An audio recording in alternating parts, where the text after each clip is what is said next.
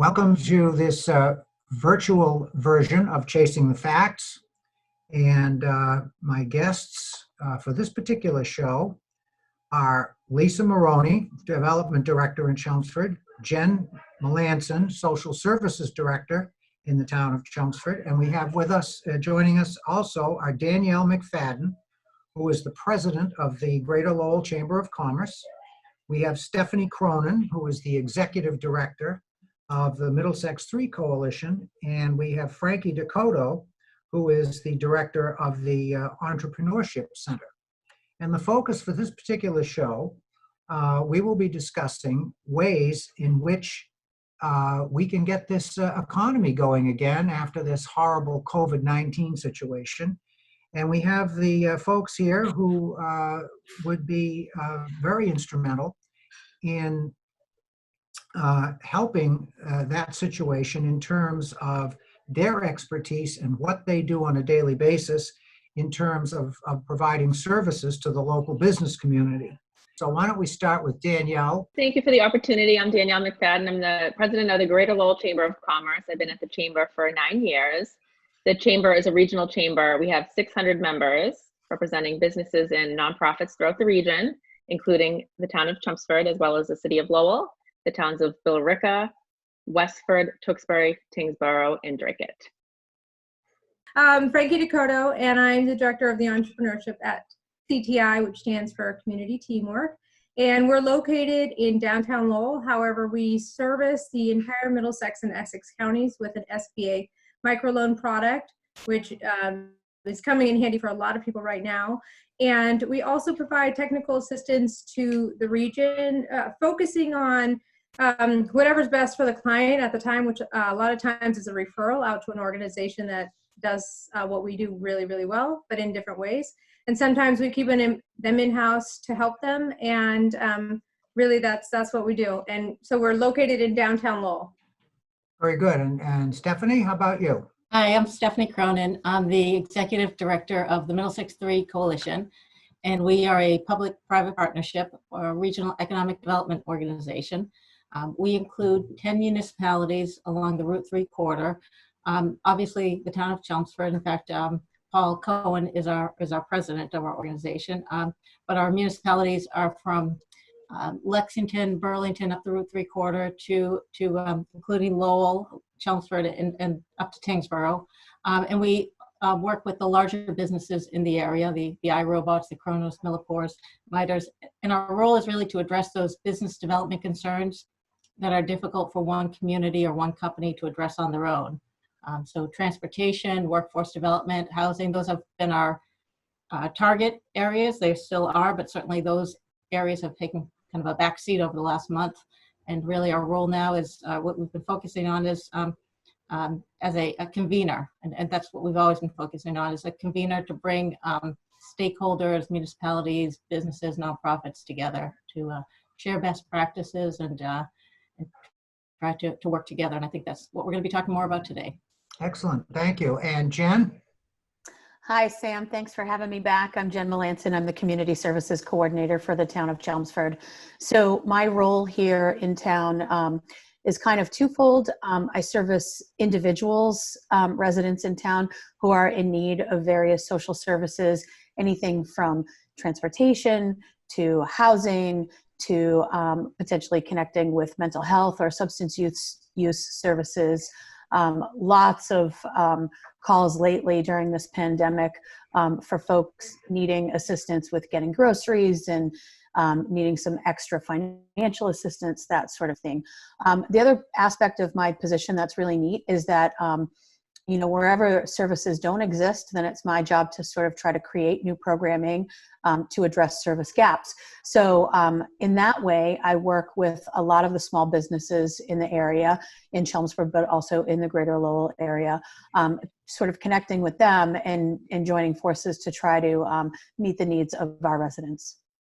Thank you very much. And certainly last but not least, Lisa. Hi, Sam. Thank you for having me back. on Chasing the Facts. My name is Lisa Marrone. I'm the Director of Business Development for the town of Chelmsford.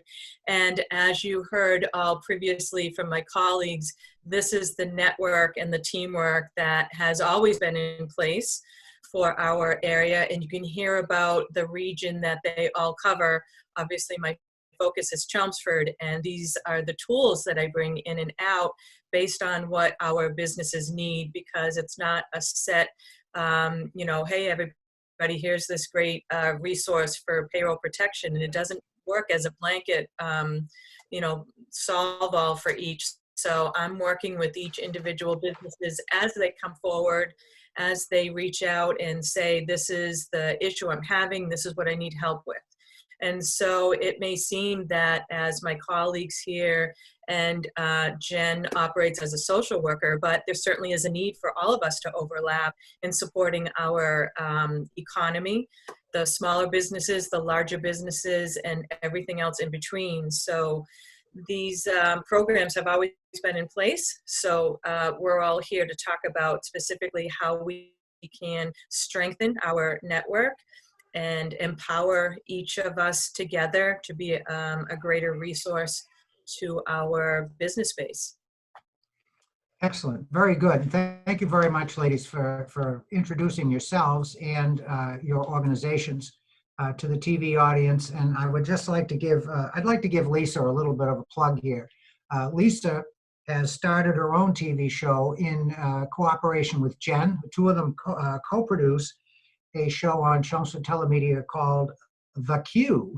And I have watched all of your shows, and the last two shows focused primarily on the situation with the schools having closed and how that all works, and the way the school administration and the teachers and so forth have gotten together to develop curriculums and also addressing issues of homeschooling and so forth. Very, very informative. So I suggest to the folks in Chelmsford or anyone else in other towns who may have access to the Chelmsford Telemedia programming to take a minute and look up The Q. I think you'll find it a very informative show. So having said all of that, and just to kick off our discussion, and I hope, ladies, that you just feel free to jump in. Again, there are 5 of you. I'm outnumbered here. As the host, Lisa will tell you, she's been on my show a few times.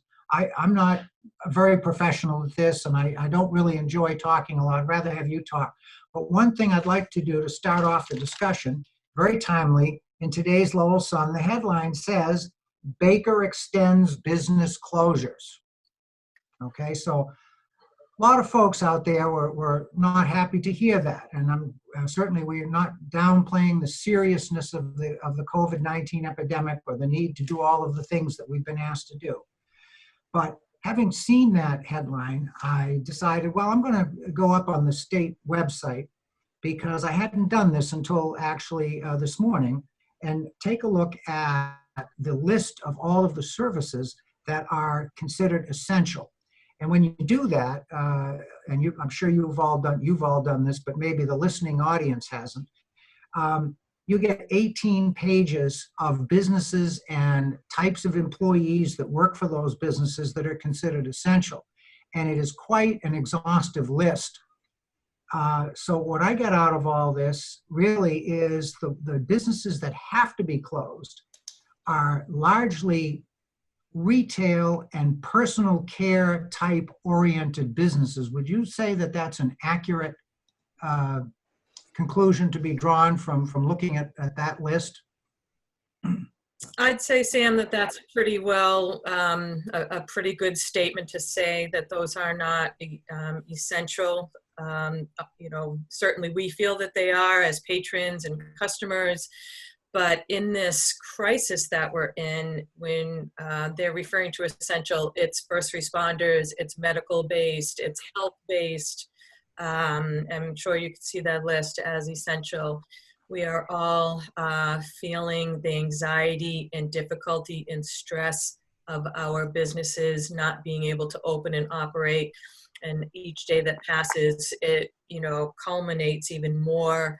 We've had many discussions about how best to use our knowledge, skills, experiences, resources for when we can be. We're all at the starting line, ready to assist and work closely together. Yeah, I just want to, I know it seems like, just to understand the scope of it, it seems like restaurants, retail, and personal services, but there's also, gyms and any other, or any vendor that sells to those businesses. So then the number may seem small on the surface, just in 3 categories, but it's really massive when you think about all the interconnected points between all of those businesses that are non-essential. So I would just be really careful to not underestimate the scope of that. Yeah, And I think also to include daycares in that too, which is a really big industry. And I think too, an important distinction to make is that a business that's essential and open may not necessarily be accessible to everybody. So a lot of physician offices are doing business via telehealth now, but not everybody has access to telehealth. And so particularly our more vulnerable populations that don't have access to technology may not necessarily have access to their physicians like they would under normal circumstances. So open doesn't always mean accessible.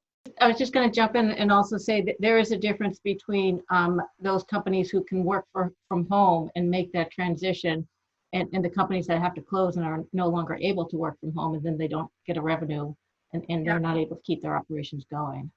Yeah, and that's not including nonprofits and churches that can't gather and they have staff, and so and suppliers that supply those businesses as well.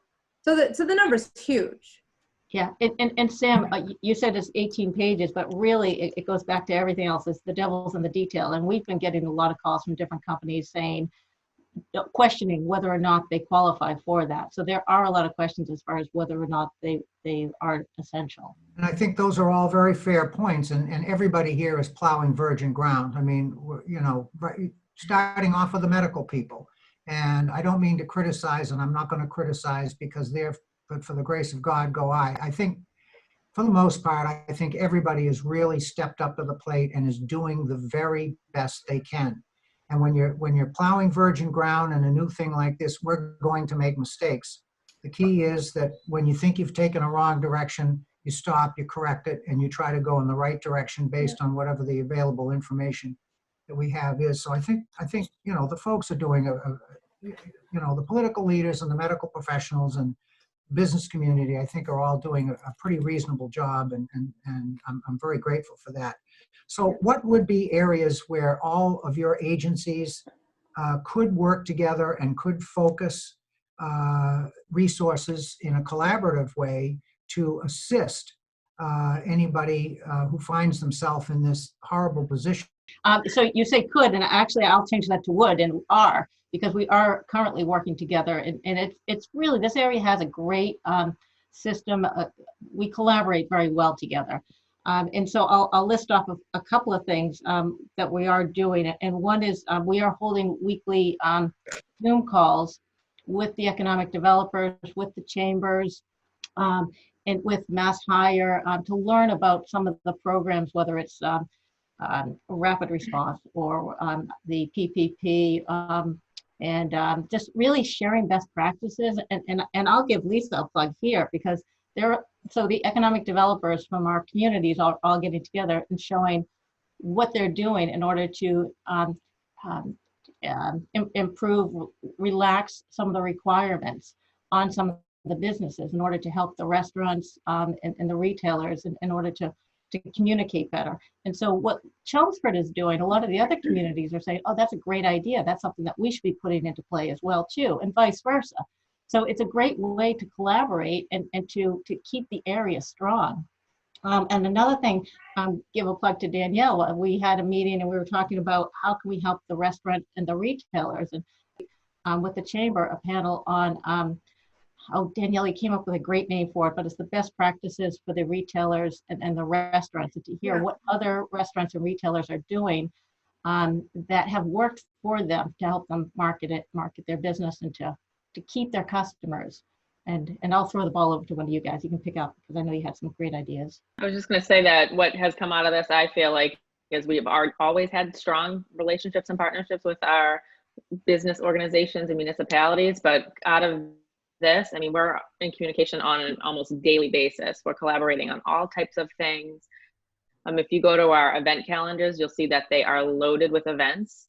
Anytime that we're putting something on the calendar, we're bringing other people into the fold and saying, hey, do you want to collaborate with us on this? And even, so I sit on the State Association for Chambers of Commerce, and now we're sharing events. I said, hey, I have this event coming up. We can have up to 5,000 people on it. Throw it on your calendar. Don't even give us credit. Like, at this point, we're all about helping people and just taking in the information and then putting it out there in a way that's easier to manage and digest, because we're all in information overload right now. So I feel like it's part of our duty to put it in those little digestible chunks and put it out to the people that need it the most.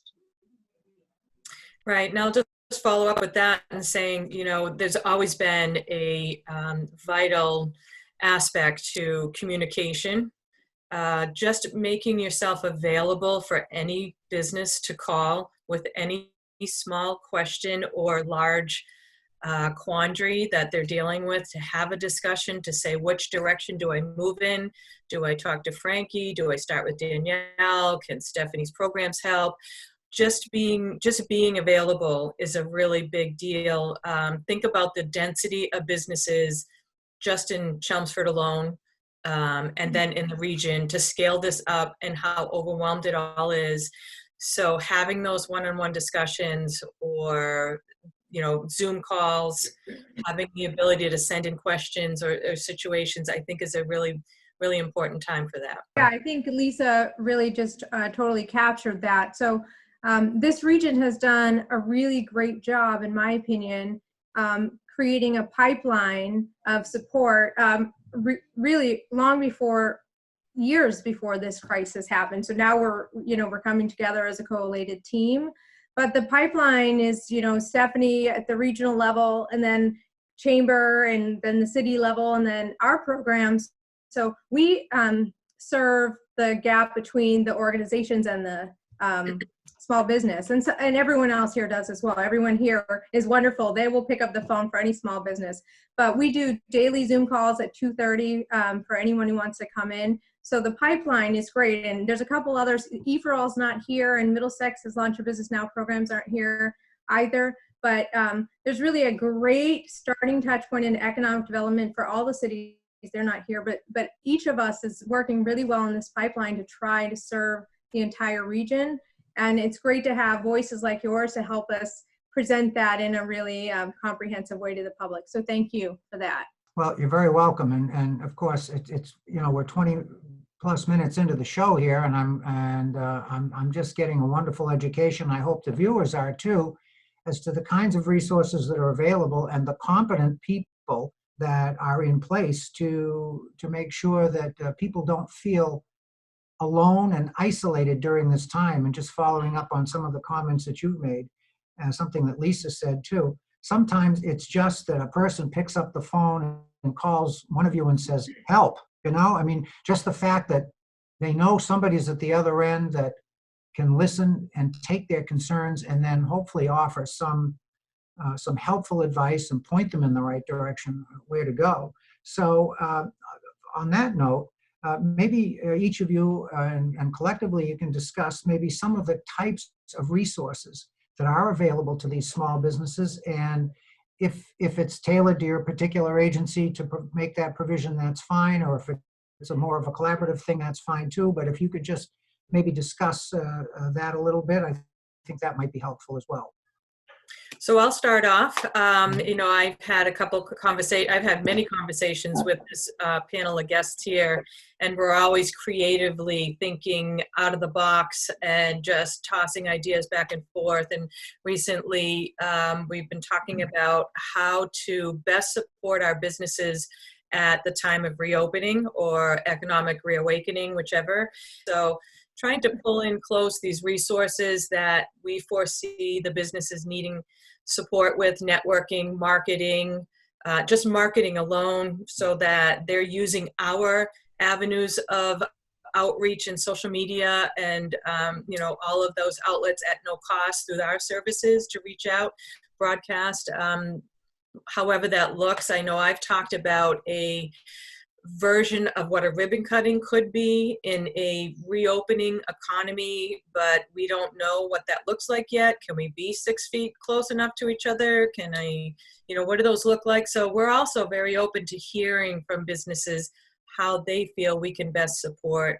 Certainly funding is the #1 need right now, grant money, disaster relief programs. We're pushing that out as best we can. What I'm trying to do is just be a facilitator of information, be available for conversation individually, and plan ahead, look ahead of what we're doing. And as Stephanie had mentioned, we relaxed our signage bylaw to allow small businesses to have A-frames, to have some banners.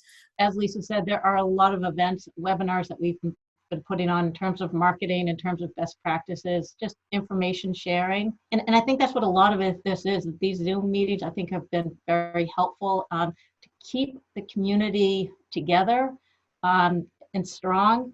And I think the more you hear from people, I walk away usually feeling very positive. And we had a meeting with Leahy Health a couple of weeks ago, and boy, I walked away feeling so confident that they were on top of things and that they were in a good position. And it's very reassuring just to hear those types of conversations. And also in terms of economic development, I mean, there's some development that we've got to keep a strong eye on in terms of retail and our restaurants, but others, housing and manufacturing and warehousing, there is light at the end of the tunnel. So we want to keep be aware that this is not all doom and gloom, and be able to provide help to people that do need it.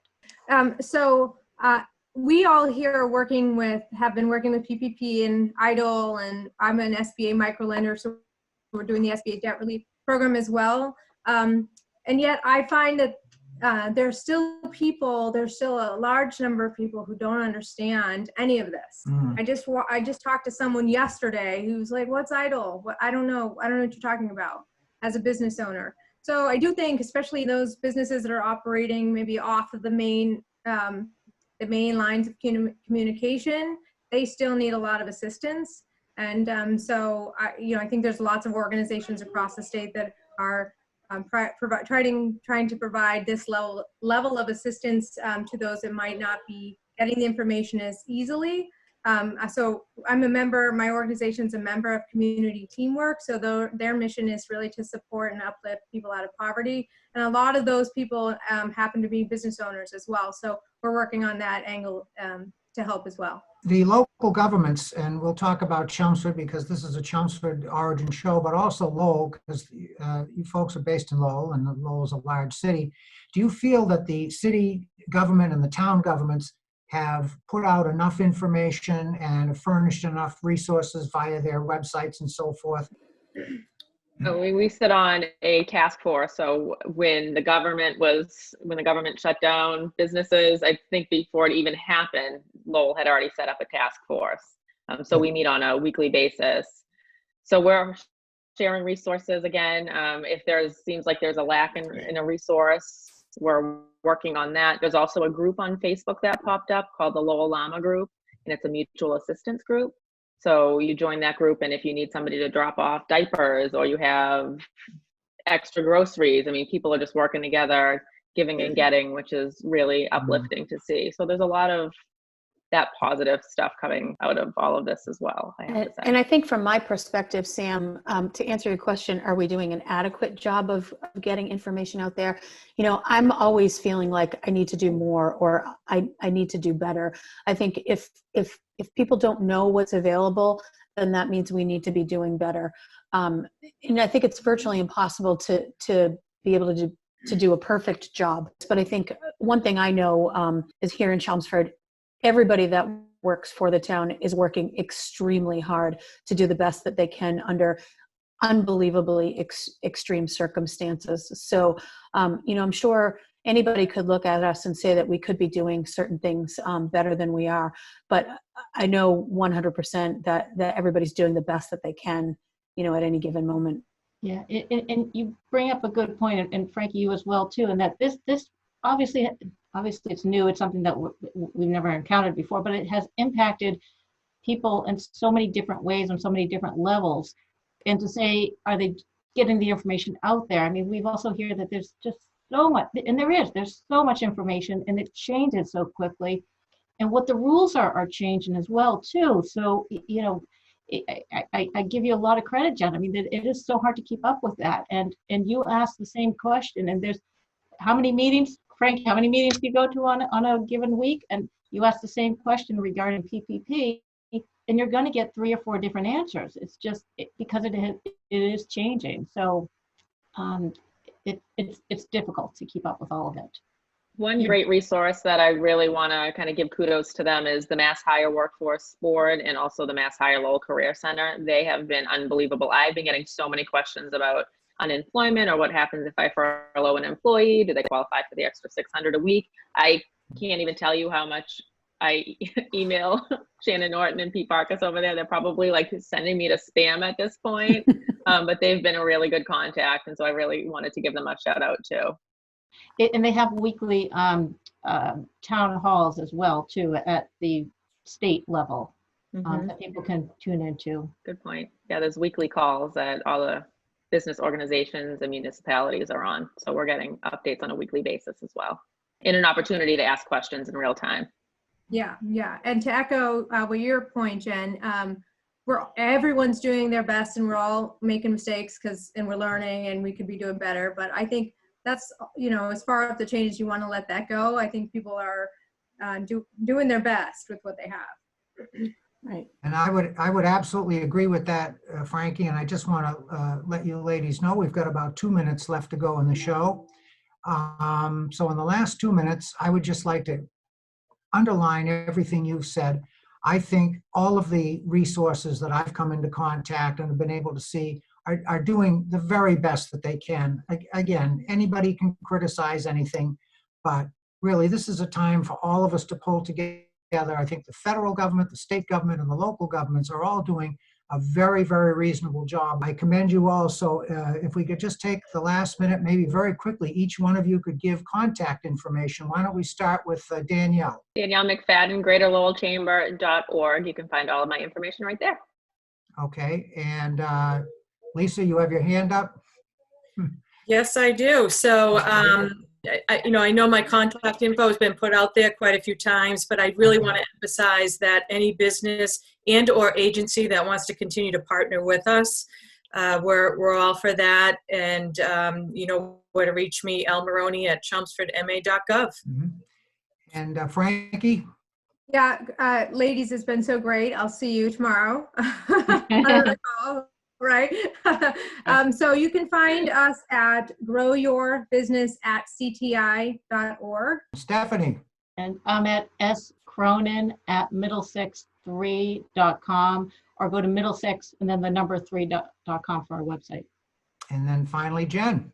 Yeah, I'd just like to say too that, you know, I look at myself sort of as a collaborator between the community and small businesses, and being able to connect both ways, individuals to whatever services they need, but then also the services to be able to spread their word and get the word out to individuals. So I can be reached at Melanson at chelmsfordma.gov or 978-770-7687. Thank you. Ladies, we're out of time, and thank you very much for participating, and hopefully we might be able to do another segment shortly. Thank you very much. Thank you, Sam. Thanks, Sam.